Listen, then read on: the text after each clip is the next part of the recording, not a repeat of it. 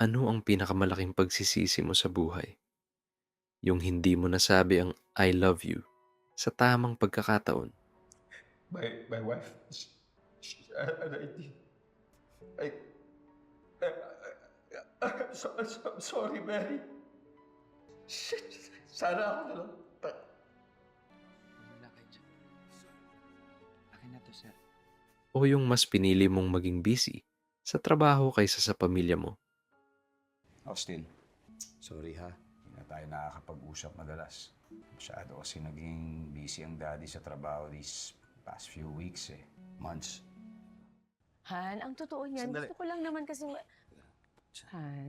Han, okay lang naman eh. Alam, sa susunod, pwede pa nating galingan. Please.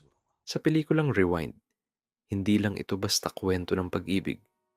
Ito ay isang sakit sa dibdib na paalala. Paano kung bigyan ka ng pagkakataong ibalik ang oras para itama ang lahat ng pagkakamali mo bago pa mahuli ang lahat? Willing ako. Willing ako mamatay sa oras na yun. Basta, ligtas mo yung asawa ko. Kaya mo yun? So it's a deal? O ano, deal na. Bumababa na amat ko.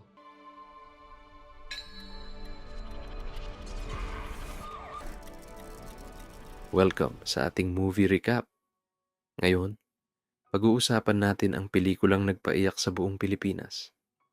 Bago tayo magsimula, kung fan ka ng mga pelikulang tumatago sa puso, please subscribe na sa ating channel at i-hit ang notification bell para updated ka sa susunod nating mga deep dive recaps. Dad, kiss mo nga si Mami. Go! Kiss lang? Kiss gusto mo? Kiss tsaka hug? Yan. Ay... Kilalanin natin si John, isang typical na ama at asawa na masyadong nakatutok sa kanyang career. Akala niya, basta may pera sila at maganda ang bahay, sapat na yun.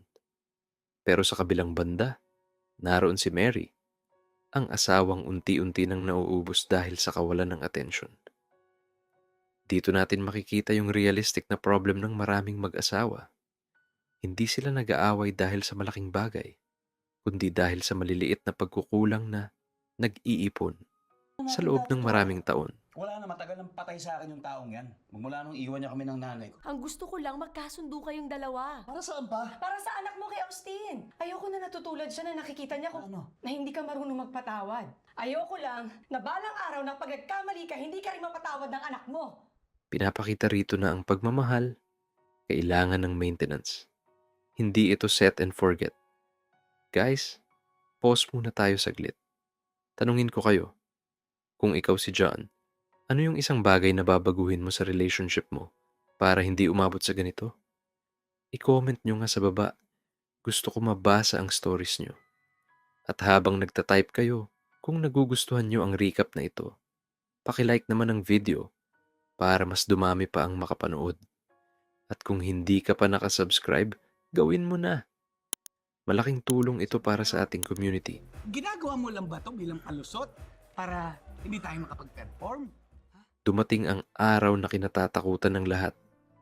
Sa isang iglap, nawala si Mary. Yung taong kakarating mo lang galing sa trabaho at gusto mong suyuin, wala na.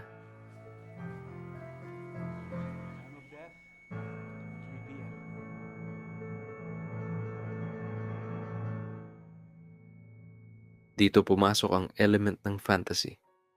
Binigyan si John ng chance na i-rewind ang oras. Pero hindi ito madali. Kailangan niyang harapin ang mga pagkakamali niya. Dito natin makikita ang totoong transformasyon ni John. Mula sa pagiging makasarili, unti-unti niyang natutunan kung ano ang tunay na importansya ng oras. Ang pinakamagandang parte ng Rewind ay hindi yung pagbabalik sa nakaraan, kundi yung pagbabago sa puso ni John. Alam ko mangyayari. Alam ko na nangyayari. Oh, tingnan mo. And yung cake. Si inaanak ko, si John and Mary. Sila ang nagbigay nitong delicious cake. You're welcome. Bago lang siya. Hindi pero ako mapoprovoke. fastest rising Anong hindi? executive natin. Miss Vivian Pastrana.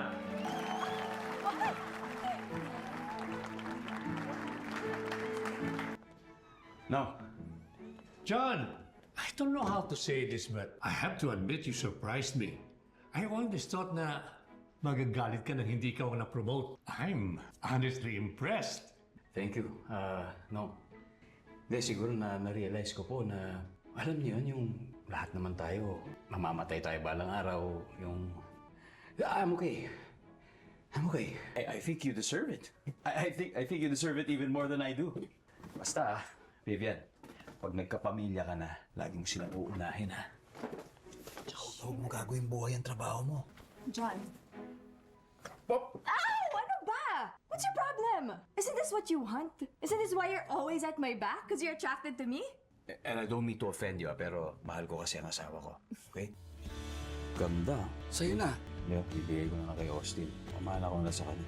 Na, ang dami kong sinayang na oras. Sana mapatawad mo.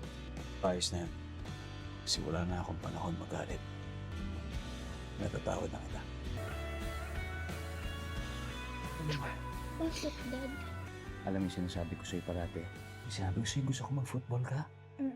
Kalimutan mo ang lahat ng yun. Kalimutan mo na yun. Okay. Gusto ko gawin mo yung nasa puso mo. Ha? Okay. Gusto ko mag-piano, di ba? Yeah. Gaano ka gusto? 100% sure. O di mo gusto mo mag-piano ka buong buhay mo. Thank you, Dad. I love you, Austin. I love you so much, son. I love you, Dad.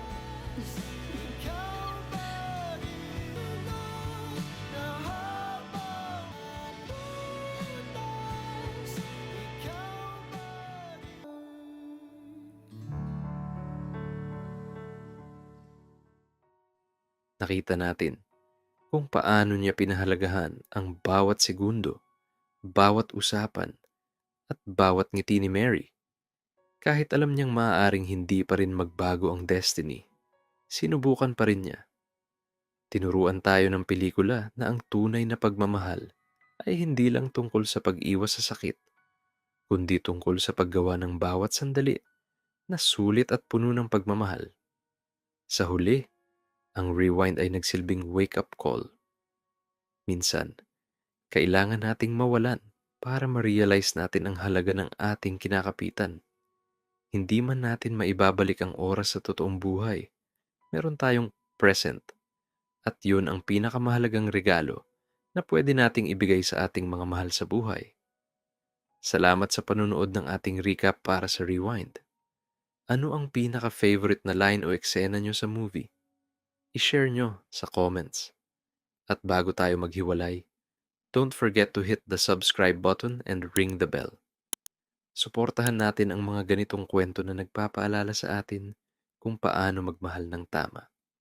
Ako ang inyong host, signing off. Ingat kayo palagi.